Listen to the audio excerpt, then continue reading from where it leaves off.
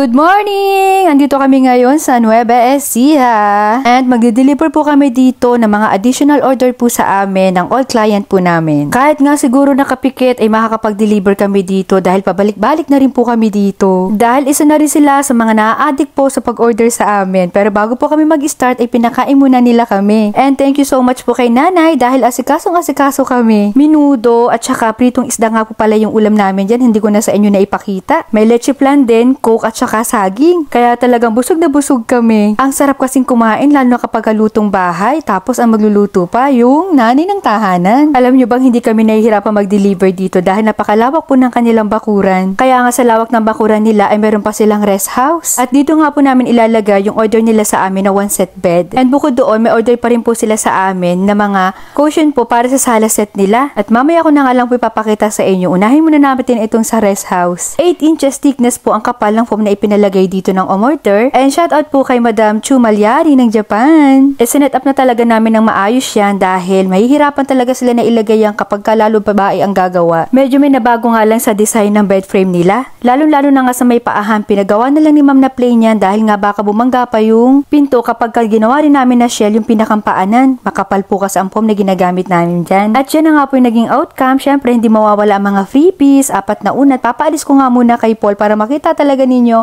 ang pinakang outcome ng headboard. Ang ganda, 'di ba? Parang pamaypay. At syempre bago ko iwanan yan, ay chine-check ko muna mabuti kung talagang maayos dahil gusto na nga ni nanay tulugan daw yan mamayang gabi. Kaya niyaya ko siya at sabi ko, sige nay, upuan nyo muna, subukan nyo, pisil-pisilin ninyo, higa-higaan nyo na. At talagang mamayang gabi daw ay dito daw talaga siya matutulog. Nakakatuwa talagang tingnan kapag ang mga nanay natin ay ngumingiti dahil nabibigyan natin. Mapagamit man yan, mapapera man yan, dahil yan na lang talaga syempre ang kaligayahan nila, lalo na yung si nanay, maedad na yan. Pero kung titingnan mo, para pa lang siya nasa 50s. At ngayon naman ay silipin naman natin yung mga cushion para doon sa sala set nila. At excited nga rin si nanay dahil mahal na mahal niya talaga yung kanilang sala set dahil gawa po ito sa Nara. Kaya nga niyaya ko agad siya doon at sabi ko upuan nga namin habang kami nagkukwentuhan. Gusto nga sana naming mas kapalan pa yung pinakang cushion, kaya lang po hindi na po pwede dahil tatama na sa armrest. Kaya nga yung ibang payment nila dyan ay pinarefund ko dahil sobra-sobra yung bayad nila. At halos kasing kulay nga po yan nung unang in-order nila sa amin na sofa bed. Ayan no, beige po kasi yan pero yung ginamit namin sa sala set nila ay light gray. Pareho din pong leather cloth yung ginamit namin dito. Magkaiba lang talaga ng shades pero very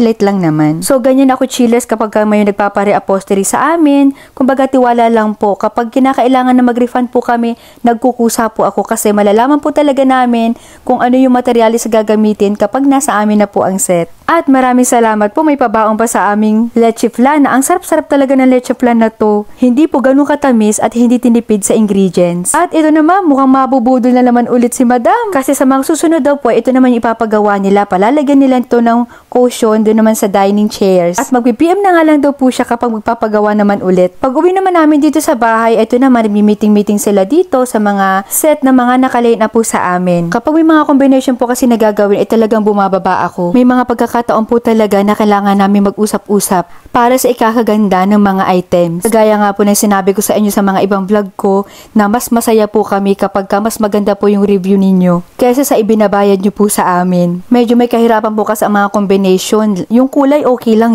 pero yung combination po talaga ng texture ng tela or leather na gagamitan ay kailangan magmamatch po talaga. Kaya halos pinapataob po talaga ang buong gawa. May mahanap lang talaga akong babagay. Pinabubungkal ko talaga lahat ng mga katila-tilahan dyan at mga ibang materyales. Alam nyo naman, kahit anong klase ng business yan, kailangan po talagang hands-on ka. Kahit pa sa pag-uukilar, pagdi-deliver, hindi po talaga namin inaasa sa mga tao. Hanggat maaari po talaga kami lahat ang gagawa. At ito nga po pala ang kasama ng armrest niyan. Napakaganda na magiging outcome nito chillers. At i-insert ko nga po dito na very light kung ano yung magiging outcome nito. Ayan sa screen ninyo. Buti na nga lang at may nakita talaga ako na magmamatch dito yung texture ng tela. Ayan, napakakapal po niyan chillers at talaga tinatabi namin yung mga ganyang kulay.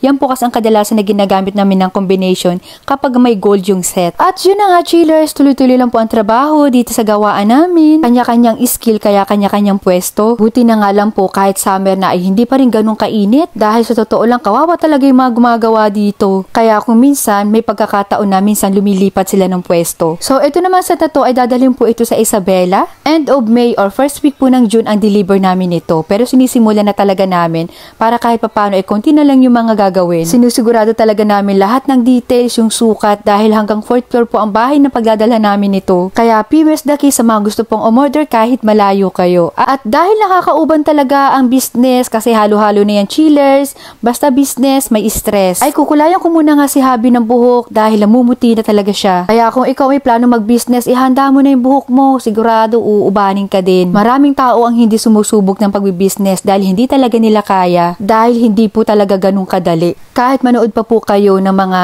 taong mas malalaki ang business, yan din po ang sinasabi nila. Hindi ganun kadali. Kailangan talaga malakas ang loob mo at may diskarte. So, maikli lang yung vlog natin, chillers, ngayon dahil bali meron po ako ipapalabas na mga ibabagsak price ko po ng mga items at yan po yung sunod na i-upload ko after po dito. So, abangan nyo na lang po yun. Sa mga nag-i-inquire po sa akin kanina, pagkakataon nyo na po habang hindi pa po kayo naka-line up. Kasi yung mga naka-line up sa amin, nasimula na po yung set nila. So, hindi na sila basta makakapag-mine. Hindi katulad ng mga nag-i-inquire pa lang. So, marami-rami po yung chillers. Abangan nyo po yun, i-upload ko kaagad. Tingnan ko po kung mahahabol po ngayong araw na may upload ko or mamayang gabi. So, thank you for watching and see you on my next vlog. Bye! Happy!